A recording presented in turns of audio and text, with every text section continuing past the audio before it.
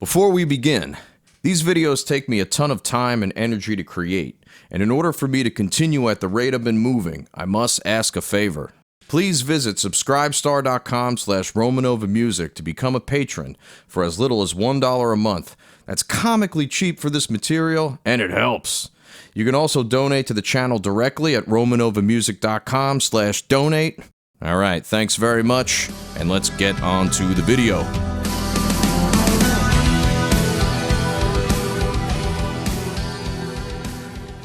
So we finally reached the chorus to a Dream Theater song. Congratulations, you have an attention span longer than a frickin' iguana. Anyway, who am I to judge iguanas? I don't know what their attention span is like. You know, maybe when they're licking their eyeballs, they, you know. Okay, so let's take a look at what we're doing here. So there's two guitar parts. It's like a lot of stuff in here has two guitar parts going, even though they only have one guitar player. Yeah, could you imagine that? So we're starting off with this first part. It's just an A power chord, nice and distorted. 3, 4, 1, 2, 3, 4. A, F, G, A, B, C, 2, 3, 4, D, E, F, and then we're into this little thing. Right, a little chug rhythm.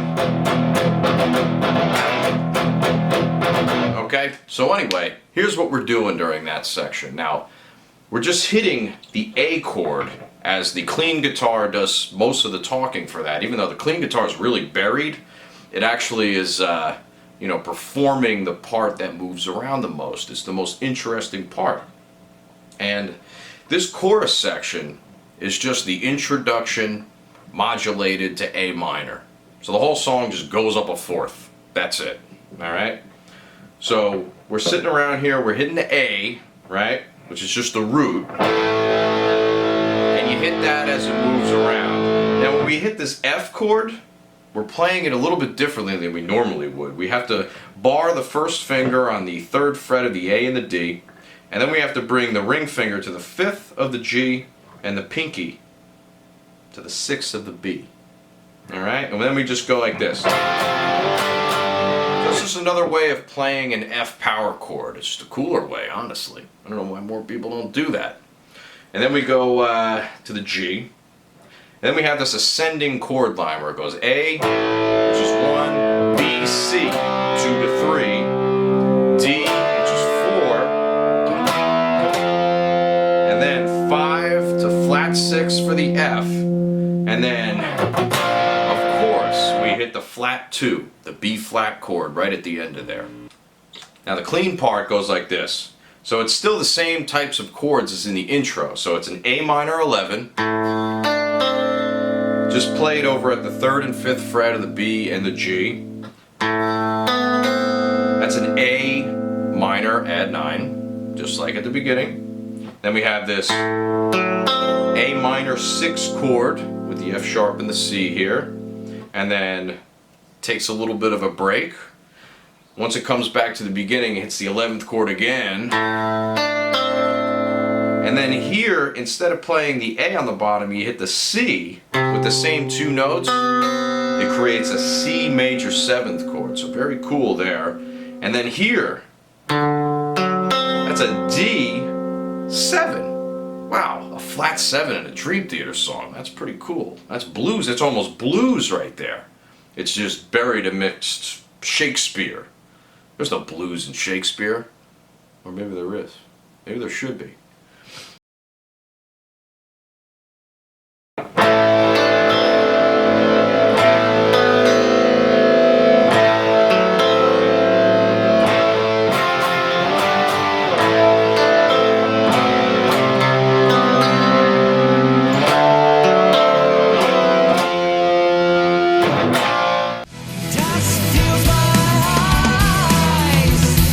Okay, so after we get through that chorus tag chugness going on, we hit this other sort of bluesy pentatonic riff that comes in and acts as verse 3. So this riff goes like this.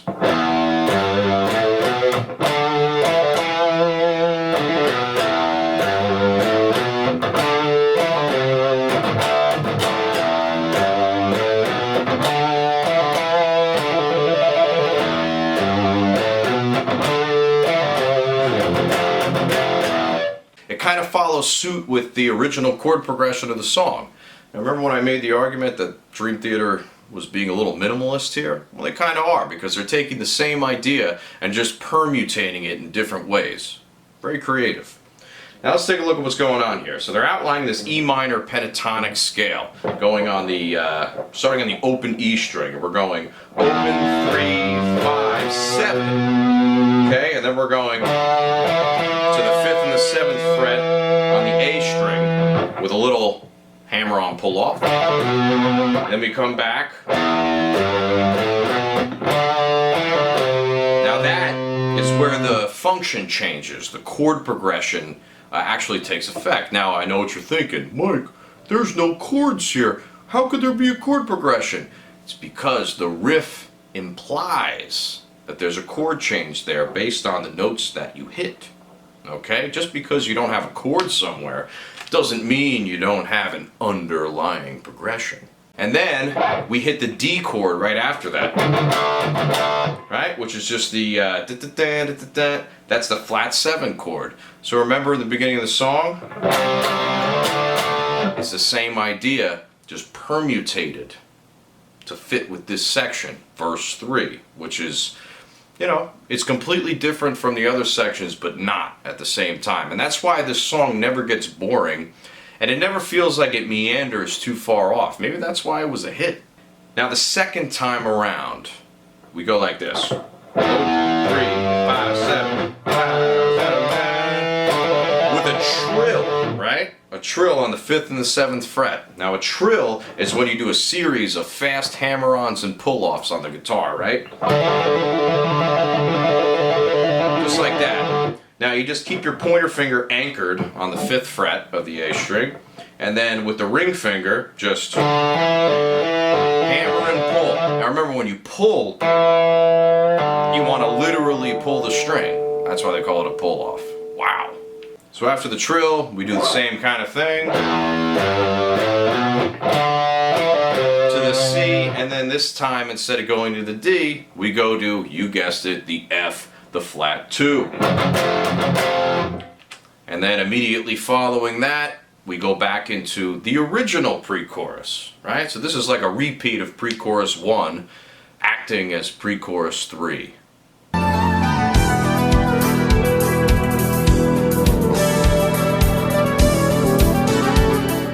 The bridge section takes a condensed version of the intro to the song and then kind of embellishes on it a little bit later, makes it a little more interesting, a little more diverse.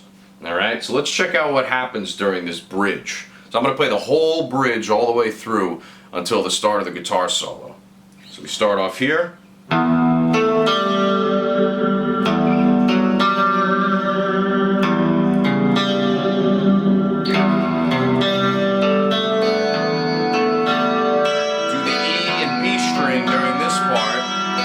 Second time, F, then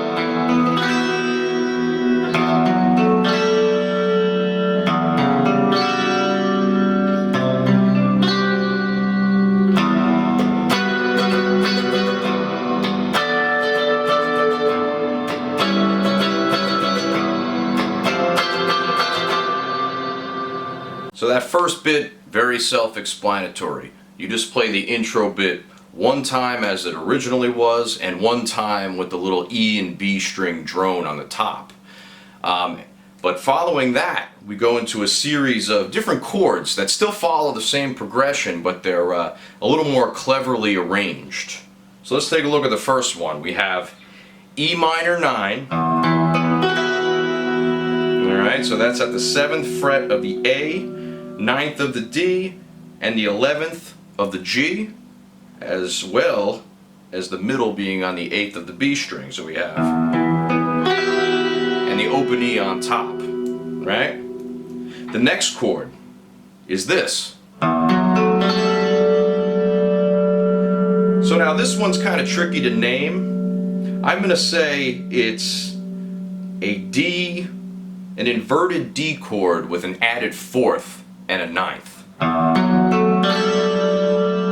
So you really have 3 extensions within this one chord. So if we look at it as a D major chord, right?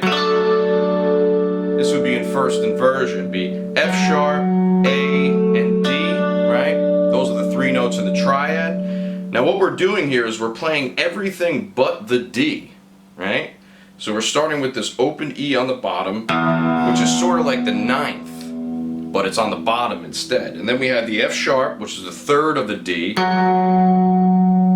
A, which is the fifth, the G, which is the fourth, so that's an 11. We can imply that that's an 11. A doubled fifth, that's the A, and then an E on top, which is a true ninth, right? So it's like hitting that D chord, but with a pedal E. You can think of it like that. So overall, a D with an added ninth and an 11th in first inversion. So it's it's definitely, we're treading some murky waters here in terms of names of these chords, but I like that. I like considering it a D, type of D chord on top of that E pedal. Okay, so moving on, we're going to this C sharp kind of idea. Alright, now all of these chord voicings are just playing around with extensions of what could be on top of an E minor chord, right? So in this case we have the major sixth, which is the C sharp on that Dorian, the G, which is the minor third, a double G, the open G, which is another minor third, and then that F sharp, which is a ninth, and of course the E on top, which is the root. So this is like an E minor 6-9, okay? Another 69. These guys are all about 69s. Right? But a very, there's a lot of mystique surrounding this chord. It's almost like if you hang on it, it's like you're in the middle of a cave trying to figure out where you're going, right? Okay? Now the last chord of this half, anyways, the last chord of this half is we're bringing back that C, add 9, sharp 11 from earlier in the song. But just to recap, you bar the pointer on the 8th fret, and then you put your middle on the 10th fret of the A string, your ring on the 12th of the D. Ooh. So just to recap, you're putting your pointer finger as a bar across the 8th fret, your middle finger on the 10th of the A, your pinky on the 12th of the D, and then your ring on the 11th of the G. And then if you just have all that ring, you get that nice kind of Lydian sounding chord. Okay? Now the last part of this, of course it has to change it up again, right? But still following the same type of function, right? All these different E, a variety of E, inverted, weird chord things. Okay, so here we go. So coming in on the end of it, we're going. So this is an E minor 9, but a proper E minor 9, because we have the root on the bottom, E, the middle finger on the 10th of the A string, that's a minor third, the pointer on the B, 9th fret of the D, right, which is your 5th, the ring finger on the 11th fret of the G, that's the F sharp, that's your 9th, okay, so you have that minor third and 9th kind of having that little clash there, but it sounds real nice in the voicing. And then we have the pinky on the top with the B string, 12th fret, that's just the 5th, a doubled 5th, and then the root on the top again, so E minor 9. Okay, now we move on to something a little bit different, right? We have this voicing. Okay, so this we can call an E minor 11. So we have E as the root, the 5th right here on the A string, the pointer finger on the flat 7, 12th fret of the D, the ring finger on the 14th fret of the G, which is the 11th, the A, and then your pinky on the 15th fret of the B string, which is your D, your flat 7. So you have all of those components making up that chord. It's a very crystalline type of chord. Reminds me of an ice cave, if you've ever been in one of those.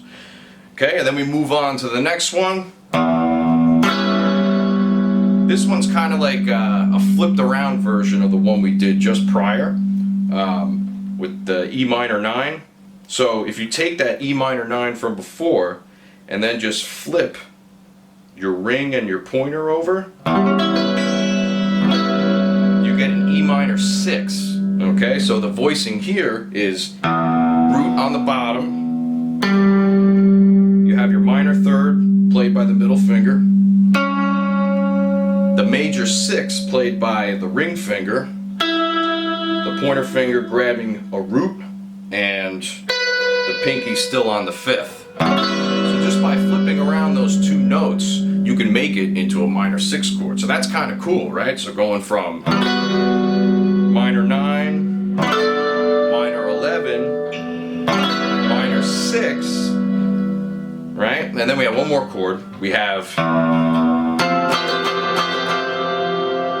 okay, so this is kind of another one of those stretchy stacked 5th chords. So we're going to be on the 10th fret, or sorry, not the 10th fret. So we're going to be on the 8th fret of the A string, so it's rooted on an F. Then we have the 10th fret of the D, 12th fret of the G, and then 12th fret of the B. So this is an F, add 9, sharp 11, right? It's kind of like that C chord we had before, but it's with an F this time. So another Lydian sound. So you have root, 5th, 9th, and then sharp 11 on the top. In that rhythm, along with the snare drum, and then we hop into the guitar solo.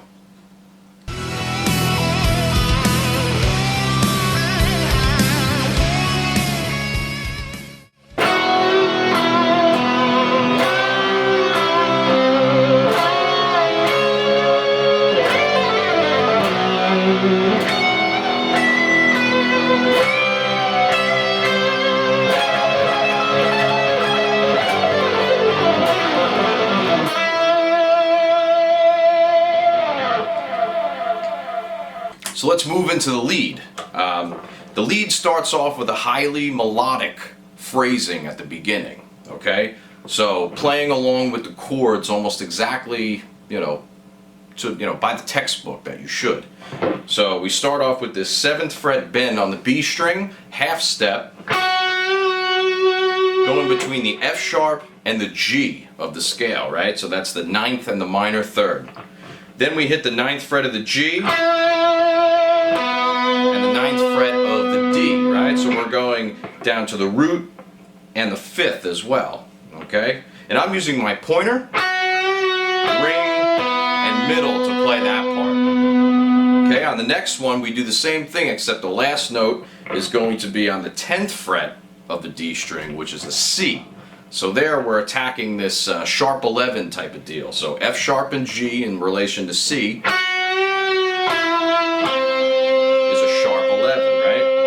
Major 3rd to the root of the C. Okay? Now using pointer there, middle here, and then ring at the bottom. And then I'm going to take my ring and I'm going to go to the 9th fret of the G string, do a full step bend. Alright? Now that brings us into the C sharp chord. So we're doing a 11th to 3rd resolution, and then up to the C sharp root. So perfect melodic sensibilities with this so far. And then during the G and B part, it just does a sort of this legato triplet run, right? From the note D up at the top, from the note D up at the top. Now I'm using my pinky here. Now what you want to do with this 3-note per string phrase is you want to really make sure that you can get down this whole thing with one pick, right? Because you're not going to be going like this. That's not what you're going to be doing. You're starting here, giving it a little bit of time, and then going all the way down with just that one pick, okay? So this is called legato playing. Now what we're doing here is we're going to take our pinky on the first note, middle on the second, and then pointer, and you're just going to continue that all the way down. The same 3 fingers the entire time. Okay, and we're coming up from that note D all the way at the top, and we're ending on an F sharp. So melodically speaking, the D is the 5th of the G chord, which is happening at the bottom. And this last note, F sharp, is the 5th of the B chord. So once again, perfect melodic sensibility in this solo. Okay, then we kind of continue on with the same sort of deal, still just as melodic.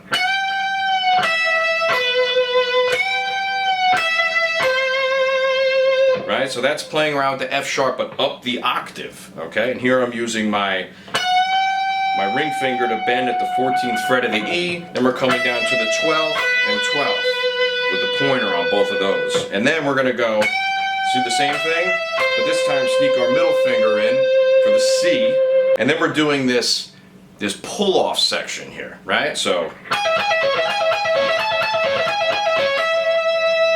if you take that real slow, pull up, and then pull up, pick, pull up, pick.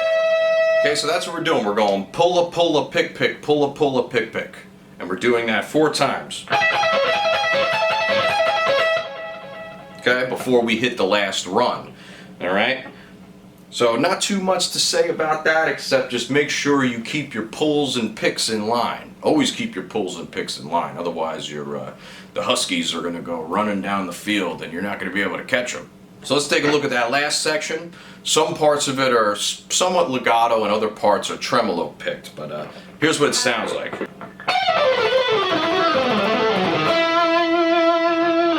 So if I play that in slow motion, you'll see what I mean by some of it's legato and some of it is tremolo picked. The key here is the timing of each of them, right? So I'm going to play it slow for you real quick.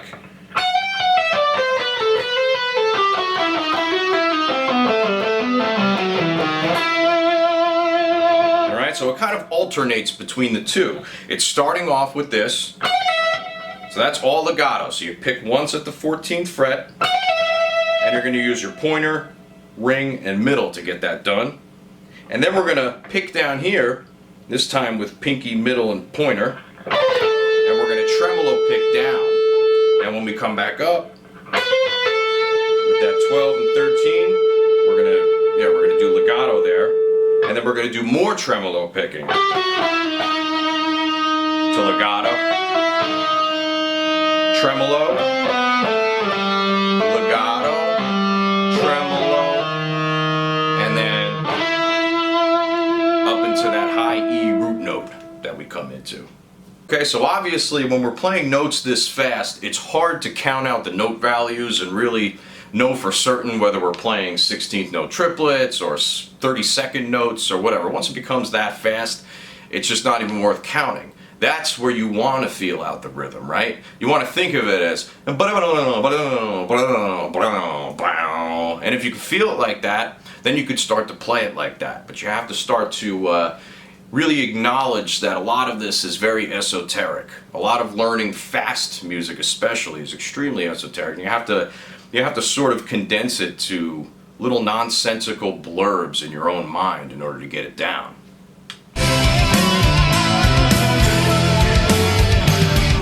So let's check out the little riffy arpeggio portion that happens just after the solo.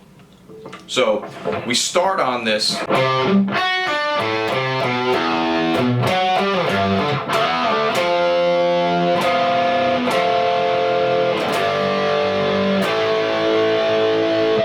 Okay, so I like to see this as, instead of being a bunch of random notes, they all follow a particular progression, which they do.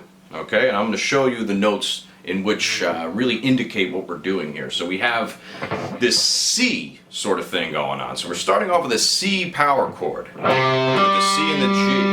And then we're coming all the way up with our pinky up to the top B string 7th fret to the F sharp, and doing the same thing on the G, on the note D. So we're going root 5th, sharp 11, 9.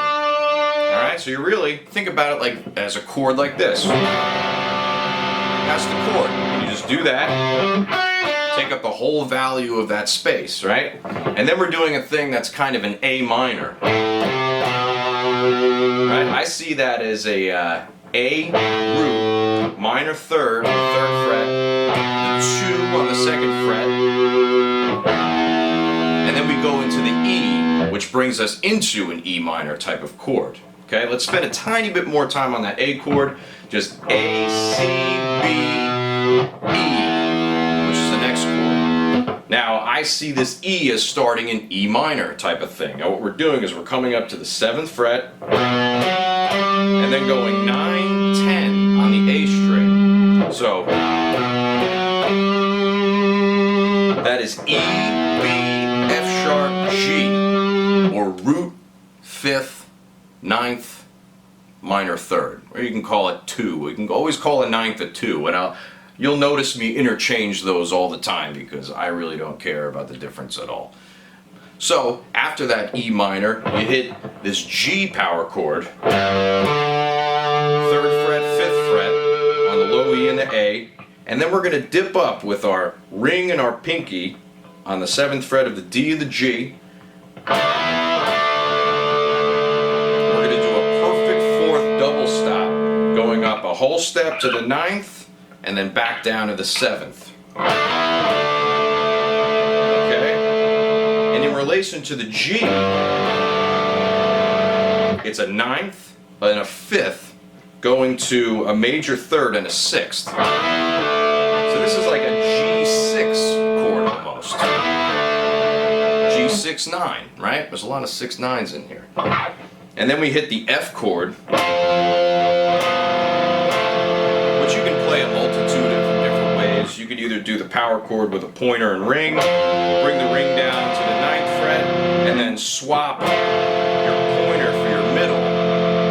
Or you can just keep it all like this in position. You start with your middle finger instead on the root note. And you can use your pinky and your pointer to navigate down the D string. Alright, now real quick with this F, it's following a Lydian type of pattern because we have our 5, which is F and C, our flat 5 or sharp 4, which is our B, and then our major 3rd.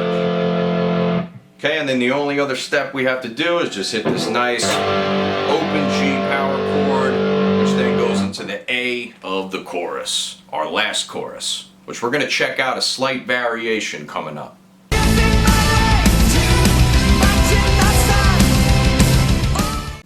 So the 3rd time around on the chorus is really no different from the first 2. However, there's a slight variation at the very end of the 3rd time that we're going to take a look at. Alright, so we start off just doing the same thing we were doing before. The clean guitar is exactly the same, so I'm not going to bother going over that. But here's the distortion guitar, which does have a slight difference.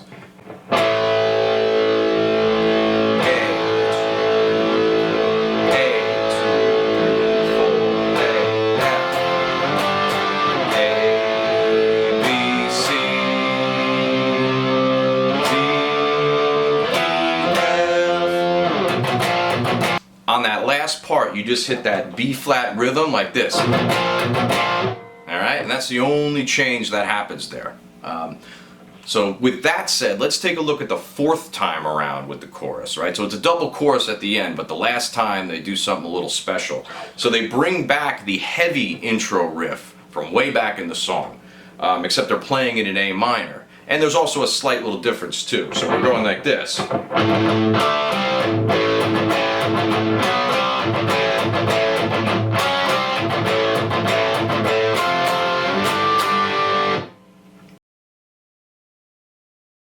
So the only thing left to say about this final chorus is there's a little guitar lick that happens on top of the ascending portion where it goes A, B, C, D, E, F.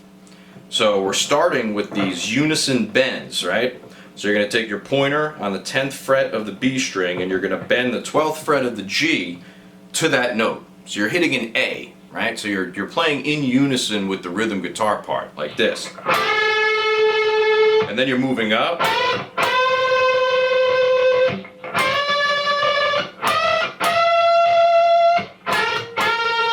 And you just follow suit with the rhythm. Follows it exactly how it is, just to add a little bit of spunk to the top of it. You know, it keeps the chorus fresh, even though we've heard it 4 times already, right?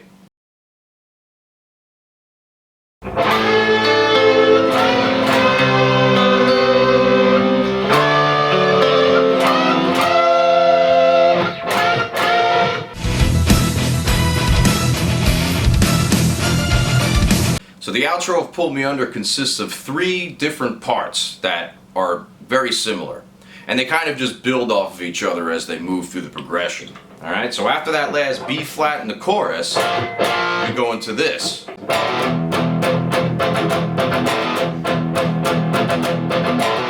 Pay attention to my picking.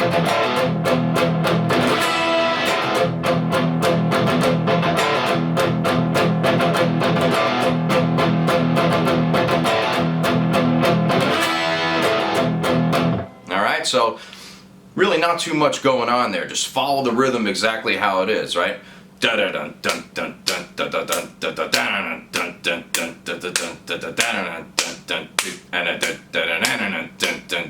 And then in that end, you want to go. So I'm doing a triplet in my right hand, and I'm hitting a power chord E on the 7th fret of the A string, 3 string, and then I'm also hitting the open B and E strings on top to give it that extra oomph, right? And then we repeat again. Okay, so that part goes twice. And then as it progresses, it goes up to F, up to F sharp, G, and then that little C to B flat, you know, big heavy power chords there, right? So you include that extra 4th down at the bottom. So your pointer is going to bar 3 on the E and the A, and then you're going to play the rest of the power chord on top, and then do the same thing for the B flat chord. Now that 4th on the bottom makes it extra heavy, right? All right, so it does that twice, right?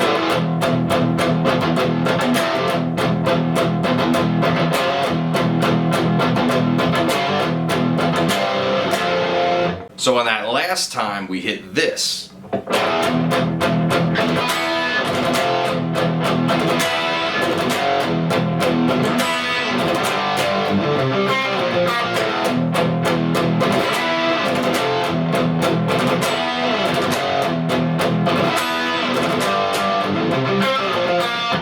Alright, so as you're going through that, you want to just really pay attention to those triplets that happen in between, right? So you're going basically like this 8th, 16th kind of thing. Triplet boom, triplet boom, boom, boom, triplet boom, triplet bam, boom, boom, triplet bam. Now there, you're arpeggiating the power chords. Same one, C and B flat as you're moving down. Now on the very last time, it goes like this. Alright? And it almost comedically stops short. And I think it must have been an intentional move by the production crew to just have it end like as if it was purposefully, like someone cut the tape or something like that and then just, threw it into a vacuum in outer space, and there's just nothing there at that point, right? It's a hard cut when you listen to it.